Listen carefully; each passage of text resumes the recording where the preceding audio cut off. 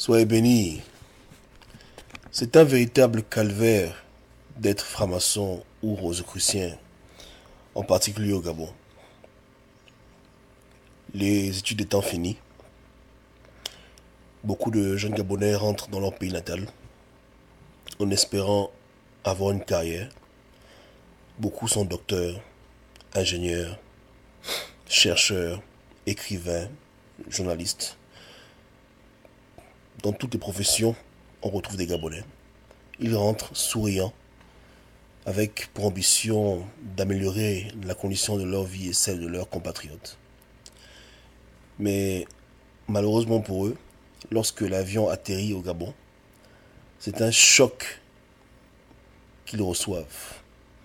Ils sont confrontés à des réalités que beaucoup d'entre eux n'osaient même pas imaginer. Alors la bataille commence. La recherche d'un poste, la recherche d'une carrière les pousse à cogner aux portes. Et bien entendu, au Gabon, c'est la loi familiale qui prime. Donc on ouvre son petit carnet et on cherche tous les membres de famille que l'on connaisse qui pourraient de près ou de loin nous aider à obtenir une profession longue et durable. Et voilà comment on appelle un oncle ou une tante, un grand-père, une grand-mère, un ami, une connaissance. Le dossier est remis et voici comment nous sommes insérés dans la société. Premier salaire, première réga, première castelle, c'est super. Un mois de travail, tout va bien. 2 mois, tout va bien. Troisième mois, des problèmes commencent à survenir sur le lieu du travail. On appelle le jeune employé à des réunions bizarres. On commence à lui parler dans un langage qu'il ne comprend pas, parce que c'est un érudit. Mais il a affaire à des initiés. Et de fil en aiguille, on lui fait comprendre que dans le pays Gabao, pour pouvoir être quelqu'un, il faut se joindre à un club d'amis, à une fraternité. Une fraternité qui garantit la pérennité dans la carrière. Alors voici comment de jeunes cadres sont confrontés à cette grande décision. Vont-ils s'aligner, oui ou non, avec les obédiences qui se localisent sur la place publique? Vont-ils accepter de devenir membres affiliés à ces sectes, parce que c'est comme ça qu'elles sont? Beaucoup acceptent par ignorance, d'autres, en toute homme et conscience et connaissance, savent dans quoi ils se lancent, mais ne voulons pas paraître pour un maudit, quelqu'un qui aurait raté sa vie. Beaucoup ajoutent à leur bagage intellectuel une affiliation au culte. Et voilà comment leur journée en enfer commence.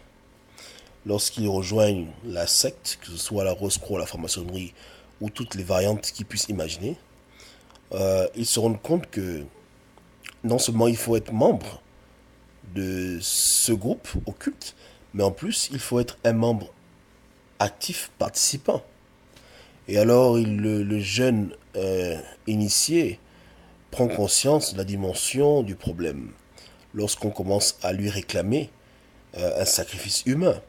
Sacrifice humain qui peut se faire sur le plan physique ou sur le plan spirituel. Parce qu'on remet aux initiés des petits livres avec des formules magiques qu'ils peuvent réciter pour incanter certains démons qui, à leur tour, iront débusquer ou tuer les personnes qu'ils aimeraient dans leur entourage.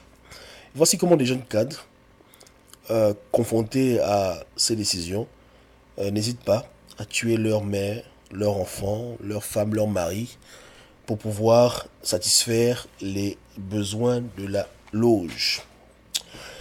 Et voici comment au Gabon on retrouve des milliers, sinon des centaines de milliers de jeunes cadres qui ont les mains plongées jusqu'au fin fond de l'équerre du compas des francs-maçons et qui ont les mains recouvertes de sang, du sang innocent, du sang de leur famille, du sang des amis, du sang des personnes qu'ils ont sacrifiées pour pouvoir acquérir, du moins pouvoir maintenir leur statut dans la société.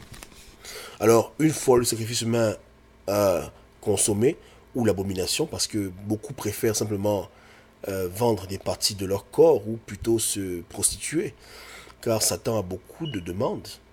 Pour ceux qui n'ont pas le courage d'aller jusqu'à tuer leur mère, alors on leur demandera simplement de devenir des femmes, c'est-à-dire de pratiquer l'homosexualité, la pédophilie ou la sodomie, ou toute autre sorte d'abomination qui plaira aux démons. Et voilà comment les démons sont satisfaits. Maintenant, Satan étant un grand manipulateur, pour qu'il y ait de l'ordre dans son royaume, alors les échelons ne se gravissent pas par la compétence, mais par le degré d'abomination. Par exemple, s'il y a un poste de directeur, celui qui a la prétention de vouloir l'obtenir devra fournir plus de sacrifices humains ou faire plus d'abominations pour l'obtenir, afin que lorsqu'il obtient cette place, personne ne puisse l'envier. Donc Satan a réglé le problème de l'envie entre ses enfants. Si tu vois un monsieur qui est directeur général d'une très grande compagnie, écoute, tu vas pas l'envier.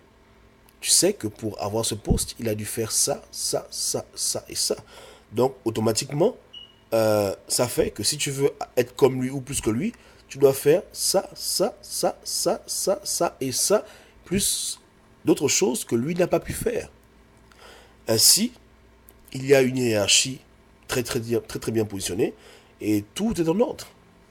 Tu veux être président, voilà ce que tu dois faire. Tu veux être ministre, voilà ce que tu dois faire. Tu veux être député, voilà ce que tu dois faire. Et les choses sont simples et équitables et personne n'échappera à la règle. Ok? Donc voilà ce qui se passe dans la République. Maintenant, quand je m'attelle à dire aux gens que si vous voulez un changement long et durable au Gabon, arrêtez de mettre l'emphase sur deux personnes, sur Akombesi ou sur Libongo. Comprenez bien que ce système est enraciné dans le Gabon et que même si les têtes, entre parenthèses, qui sont au pouvoir changent, le système ne changera pas. Donc c'est à vous de prendre conscience de ce qui se passe réellement dans vos familles. Parce que de près ou de loin, directement ou indirectement, vous serez tôt ou tard les victimes de ce système. Victimes physiques par l'oppression de la dictature ou des victimes spirituelles par votre mort. Parce que, qui sait, peut-être que vous êtes déjà sur les listes de rosicruciens, de francs-maçons qui aimeraient vous tuer pour obtenir dans leur vie des biens matériaux. Tu vois la belle Lexus que ton frère aime bien regarder. Quand il te voit, il voit la Lexus en face de lui. Quand il te voit, il voit la belle maison qu'il aura à la Sablière. Donc, tu ne sais pas si tu es sur la liste.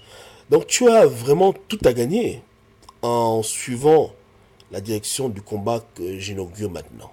Le combat contre la franc-maçonnerie, le combat contre la loge, l'extirpation de ces institutions de la République, les chasser totalement et mettre fin au chaos. Le mal est enraciné dans le pays. Et si vous n'en prenez pas conscience, avant que vous ne vous rendiez compte, vous allez finir dans des statistiques. On parlera de vous au passé simple ou à l'imparfait.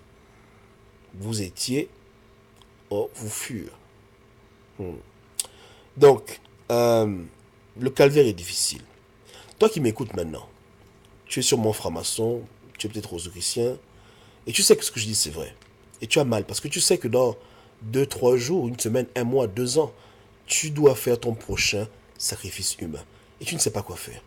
Tu es troublé, tu es fatigué. Tu n'as même plus la joie,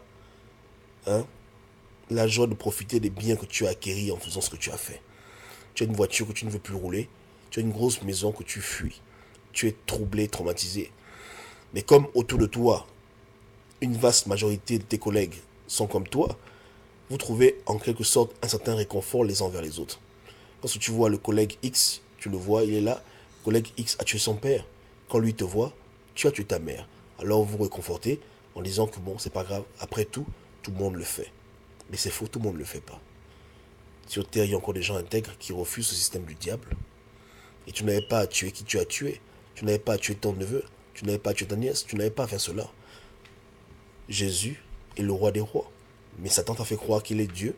Et voilà pourquoi aujourd'hui, beaucoup d'entre vous tremblez dans vos maisons. Mais écoutez ma voix.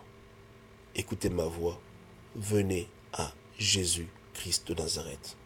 Rien ne va vous arriver.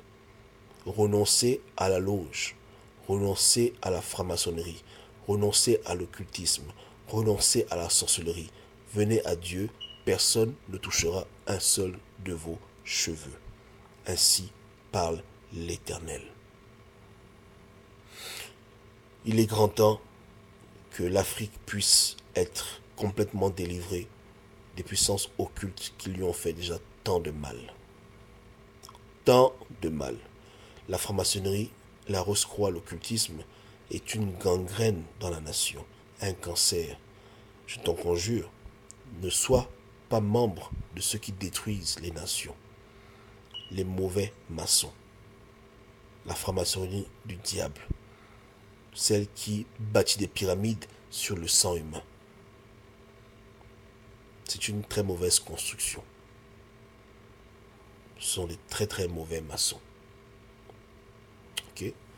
Je ne suis pas en train d'appeler les gens à faire un soulèvement populaire où ils iront casser des choses. Non, pas du tout.